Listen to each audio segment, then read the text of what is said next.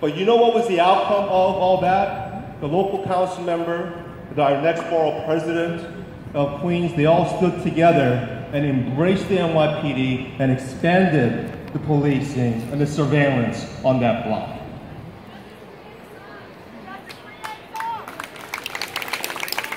So imagine a different outcome. Imagine we decriminalized sex work. Imagine we cared about Yang Song's rights. And not to give a facade of saving someone in distress, by misleading them with notions of equality, fairness, saviorism, but actually listening and giving people their rights. But that will cost the NYPD a lot of money. That will cost them their jobs. So don't get it twisted. This is about jobs for racist white men over jobs for teachers, our caregivers, our domestic workers, our sex workers, all the marginalized people who should be taken care of.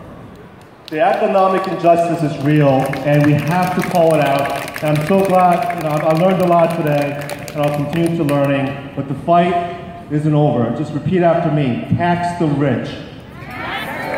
Tax the rich. Tax the rich. Thank you.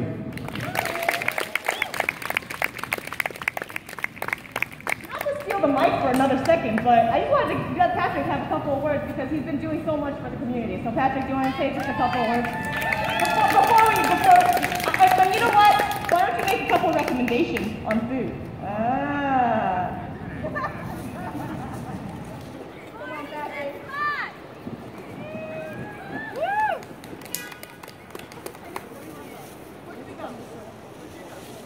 Definitely check out Tony's for sure. 46, of course. I'm not trying to self-promote.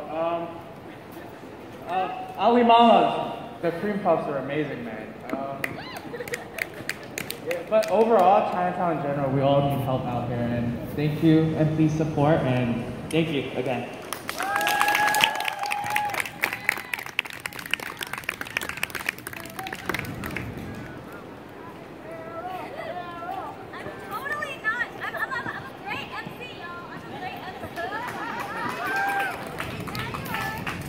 Okay, so because things run late, as they always do, we're going to ask every single one of the speakers to line up behind me right now. So if you're a speaker, I'm calling Alan, Annie, Jasmine, Aaron. That's a lot of A's. Please come up and come here right now. So right now we're going to start with Annie Tan, who is a special education teacher. Woo!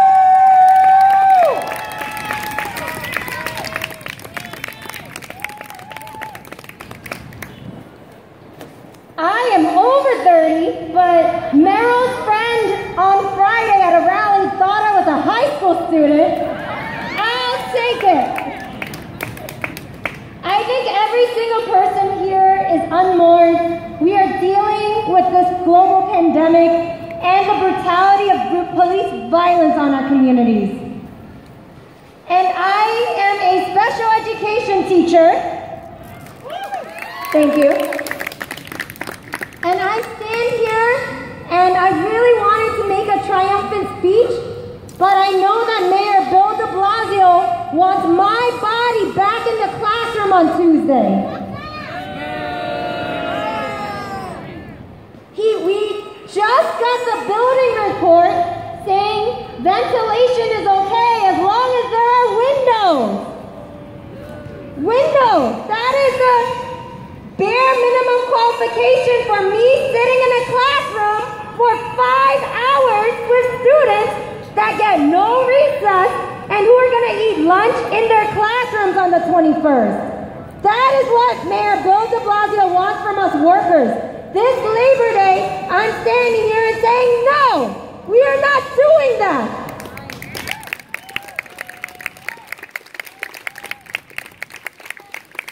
I am also born and raised here in Chinatown.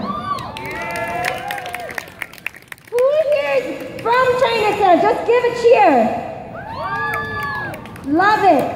But what I didn't love was when I saw a video a few weeks ago of Patrick trying to talk to Mayor Bill de Blasio, and Bill de Blasio turning away from him and walking away. Patrick, who has given out hundreds and thousands of meals to Chinatown residents since April, Mayor Bill de Blasio turned his back on us. Because you know why? Mayor Bill de Blasio just sees us as props. Our leaders see us as props to reopen the economy, but is unwilling to help us. We're just expected to work harder and harder for our education, our health care, our money, our housing, our rent, and if we don't get it, to blame ourselves or to blame the other people around us. Is that okay? Is that working for us? No. That is not working for us. You know why that didn't work for us? It didn't work for us because in Chinatown in January, all these Chinatown businesses started losing at least half their business because of anti-Asian sentiments. I went to Noodle Village, which is always packed because they got the best soup dumplings, and they had a third of their audience in February. They were like, if we don't get enough business in a few weeks, we're gonna shut down. That's what Noodle Village told me. Thank goodness they have outdoor dining right now because of organizations like Think Chinatown who are building outdoor barriers.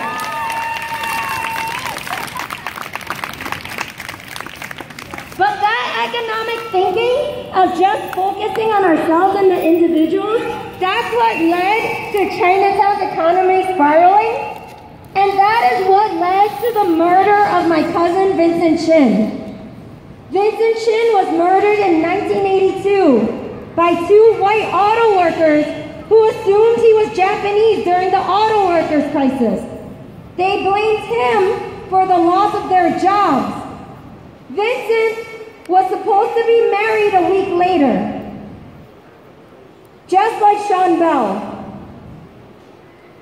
And instead of celebrating his wedding day, his wedding guests went to his funeral instead.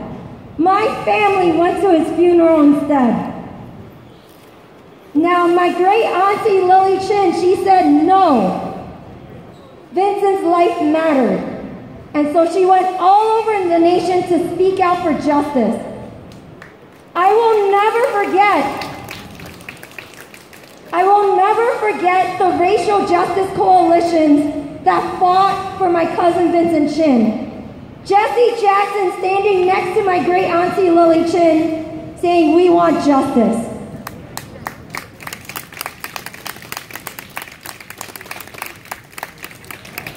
And we're saying today, we care. We are not here to get divided by the system, which, as Yulene said, is working exactly the way it's supposed to, but just not for us. It is not working for Black, Indigenous people of color, and we know that. But we will not let ourselves be divided by that. We need to hold in solidarity with mutual aid efforts because we have that history of solidarity. Don't ever forget it.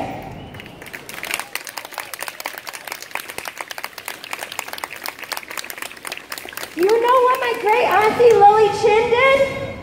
She started an Asian American movement. So many of us here right now would not know what the words Asian American mean without my great auntie Lily Chin. And I will never forget that.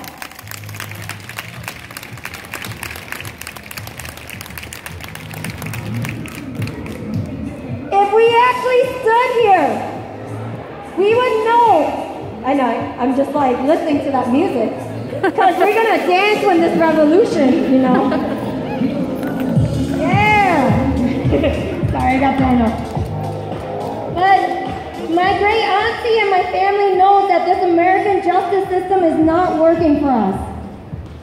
We know that if it did work for us, we would actually defund the police and put it back into my school system.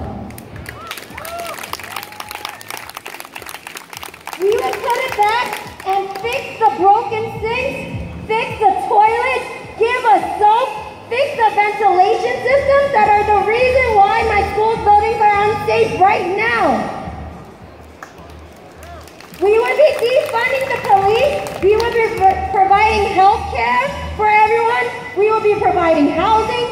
Mayor Bill de Blasio would be taxing the rich to pay for Chinatown and other New York City communities that have been so severely harmed by this coronavirus.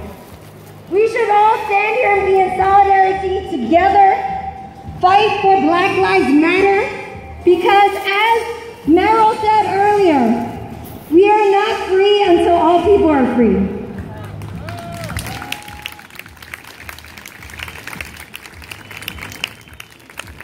Thank you to everyone who's donated to Welcome to Chinatown, who raised money to buy food from Chinatown restaurants and send it to essential workers this spring. That's solidarity. To all of you who have spent time and money giving to Black Lives Matter to make sure Black Lives Matter. This Labor Day, remember what actually matters. It's our humanity. Thank you.